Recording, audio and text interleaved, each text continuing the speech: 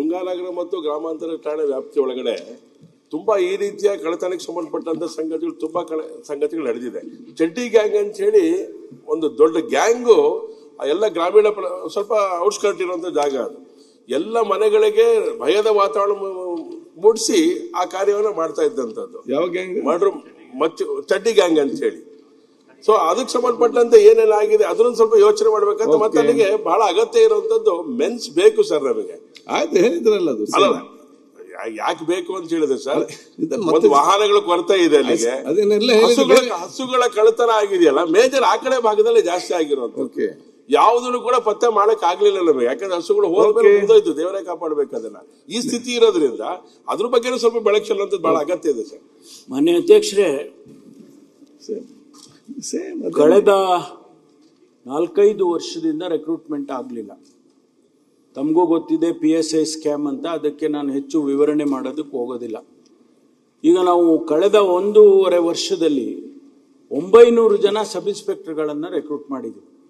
ಈಗಾಗಲೇ ಒಂದು ಬ್ಯಾಚು 545 ಜನ ಈಗ ರಿಪೋರ್ಟ್ ಆಗ್ತಾ ಇದ್ದಾರೆ. ಇನ್ನೊಂದು ಬಹುಶಃ 15 ದಿವಸದಲ್ಲಿ ಪಾಸಿಂಗ್ ಔಟ್ ಪೀರಿಯಡ್ ಆದ ತಕ್ಷಣ ಅವ್ರು ರಿಪೋರ್ಟ್ ಆಗ್ತಾರೆ. ಅವರಿಗೆ ಯಾವ ಸ್ಟೇಷನ್ಗೆ ಹೋಗಬೇಕು ಅಂತ ಕೂಡ ಅಲೋಕೇಟ್ ಮಾಡಿದ್ದಾರೆ. ಇನ್ನೂ 400 ಜನಕ್ಕೆ ಟ್ರೈನಿಂಗ್ ಆಗ್ತಾ ಇದೆ. ಅವ್ರ ಟ್ರೈನಿಂಗಲ್ಲಿ ಇನ್ನು 2 ತಿಂಗಳಲ್ಲಿ ಟ್ರೈನಿಂಗ್ ಮುಗಿಯುತ್ತೆ. 900 ಜನ sub inspector at A time ನಾವು ರೆಕ್ರೂಟ್ ಮಾಡಿದ್ದೀವಿ. ಈಗ ಪೊಲೀಸ್ ಕಾನ್ಸ್ಟೇಬಲ್ಸ್ಗೆ 8,000 ಜನರಿಗೆ ಅನುಮತಿಯನ್ನು ಕೊಟ್ಟಿದ್ದಾರೆ ಫೈನಾನ್ಸಿಂದ. ಈಗ ಅದು ರೆಕ್ರೂಟ್ಮೆಂಟು ಕೂಡ ಈಗ ನೋಟಿಫಿಕೇಶನ್ ಇಮಿಡಿಯೇಟ್ ಆಗಿ ಮಾಡ್ತೀವಿ. ಇಂಟರ್ನಲ್ ರಿಸರ್ವೇಷನ್ ಅಂತ ಬಂದಿದ್ದಕ್ಕೋಸ್ಕರ ಡಿಲೇ ಆಗಿದೆ. ಅದನ್ನು ಕೂಡ ಈಗಾಗಲೇ ನಾವು ಅನೌನ್ಸ್ ಮಾಡಿದ್ದೀವಿ. 56,000 ಹುದ್ದೆಗಳನ್ನು ಭರ್ತಿ ಮಾಡ್ತೀವಿ ಅಂತೇಳಿ. ಅದರಲ್ಲಿ ಅದು ಕೂಡ ಸೇರಿದೆ. ಆದರೆ ರೆಕ್ರೂಟ್ಮೆಂಟ್ ಆದ ತಕ್ಷಣ ನಾವು ಅವ್ರನ್ನ ಡಿಪ್ಲಾಯ್ ಮಾಡಿಬಿಡ್ತೀವಿ. ಯಾವುದು ಕೂಡ ಯಾವ ಸ್ಟೇಷನ್ನಲ್ಲಿ ಇಮಿಡಿಯೇಟ್ ನೆಸೆಸಿಟಿ ಇದೆ, ತುಂಬ ಕಡಿಮೆ ಆಗಿದ್ದಾರೆ ಅಂಥ ಕಡೆ ನಾವು ಅವ್ರನ್ನ ರೆಕ್ರೂಟ್ಮೆಂಟ್ ಮಾಡ್ತಕ್ಕಂಥದ್ದನ್ನು ಮಾಡಿಕೊಡ್ತೀವಿ. ಆಮೇಲೆ ಗನ್ ಲೈಸೆನ್ಸ್ ಬಗ್ಗೆ ತಾವು ಕೇಳಿದ್ರಿ. ಗನ್ ಲೈಸೆನ್ಸಿನ ಬಗ್ಗೆ ಅವರು ಅಪ್ಲಿಕೇಶನ್ ಹಾಕಬೇಕು. ಡೆಪ್ಯೂಟಿ ಕಮಿಷನರ್ ಪ್ರೊಸೀಜರ್ ತಮ್ಗೆ ಗೊತ್ತಿದೆ. ಅದು ಆ ಪ್ರೊಸೀಜರ್ ಪ್ರಕಾರ NOC ತಗೊಂಡು ಪೊಲೀಸ್ NOC ಕೊಡೋದು ಅಷ್ಟೇ. ಡೆಪ್ಯೂಟಿ ಕಮಿಷನರು ಇಶ್ಯೂ ಮಾಡ್ತಕ್ಕಂಥದ್ದು. ಆದರೆ NOC ಕೊಡುವಾಗ ಅವರು ಅದನ್ನೆಲ್ಲ ಅವರ ಏಜ್ ನೋಡ್ತಾರೆ, ಅವರು ದೈಹಿಕವಾಗಿ ಶಕ್ತಿ ಇದೆಯಾ, ಮಾನಸಿಕವಾಗಿ ಸರಿ ಇದ್ದಾರಾ, ಇವೆಲ್ಲ ಪ್ಯಾರಾಮೀಟರ್ಸು ತಮಗೂ ಗೊತ್ತಿದೆ.